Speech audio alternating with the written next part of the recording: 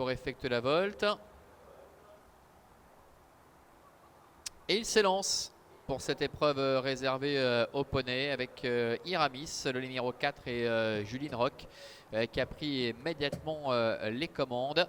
Avec également en bonne position dans son sillage la casaque bleue notamment de Momor, alors que pour l'instant se retrouve parmi les derniers Martini, le numéro 3, qui se retrouve assez loin, avec Smirnov également, la casaque bleue toque noir, qui est en avant-dernière position, alors que Fazette se retrouve pour l'instant dans le sillage des premiers. Le bout de la ligne opposée avec le numéro 4 Iramis qui est en tête, avec en deuxième position à son extérieur Absolute, le numéro 6 avec Jocelyn Michel, qui précède encore en dedans le numéro 5 Momor, avec en léger retrait le numéro 2 Fazette. Le numéro 1 Smirnov est en léger retrait, devant également le numéro 3 Martini,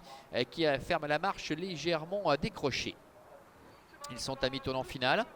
avec toujours Iramis en tête depuis le départ, qui précède Absolute, avec en troisième position dedans Momor, le numéro 5, qui est accompagné également par le numéro 2 Fazette, avec en cinquième position Smirnov, et la dernière place pour le numéro 3 Martini, avec Elisa Dassonville. Ils vont aborder dans quelques instants la dernière ligne droite, avec toujours Juline Roch aux commandes de Iramis, qui est en tête, avec à son extérieur Jocelyn Michel, avec Absolute. La troisième place à l'extérieur pour Lucas Cataneo, avec Smirnov, qui après avoir longtemps attendu s'est décalé. Maintenant il progresse en troisième épaisseur, venant quasiment sur la ligne de tête, avec le numéro 5 Momor, Lucille Gobet, qui est en quatrième position, devant également Shanice Metzger, avec Fazette qui est au centre. Bientôt la ligne droite avec le numéro 4 Iramis, qui a toujours l'avantage, avec Absolute qui est à sa hauteur, alors que Smirnov, qui après avoir fait son bout, semble quelque peu plafonné maintenant. Le numéro 5 Momor essaie de se rapprocher, devant également Fazette avec Shanice Metzger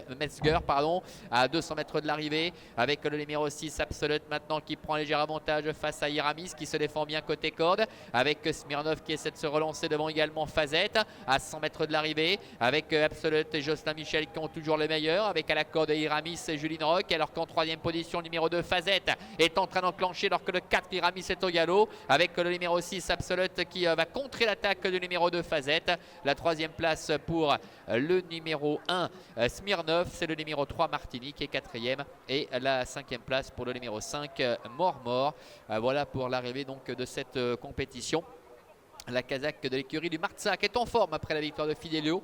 qui passe le poteau en tête ici. On revoit sur les écrans le passage du poteau. On rappellera évidemment la disqualification d'Iramis, le numéro 4, qui a passé le poteau au galop après avoir supporté tout le poids de la course sur les épaules. On va attendre tous ces jeunes qui vont rejoindre l'enclosure des balances dans quelques instants. Et une belle épreuve, une belle arrivée avec le numéro 6 Absolute, qui a pris l'avantage assez tôt à la mi-ligne droite, et qui va savoir repousser jusqu'au bout l'attaque de Fazette. On a vu Smirnov qui semblait plafonner à mi-ligne droite avant de redonner un bon coup de collier, et puis le numéro 3 en dehors, Martini, qui était un petit peu décramponné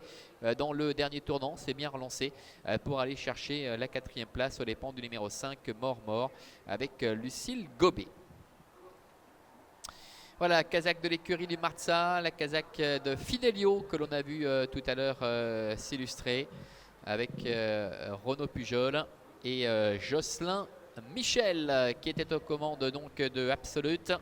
qui pourtant s'est tout de suite retrouvé le nez au vent à l'extérieur de l'animateur Iramis, et qui ne s'en est pas laissé compter dans la phase finale, parvenant à repousser toutes les attaques, notamment celle de Fazette, qui a longtemps patienté au cœur du peloton, qui a mis un petit peu de temps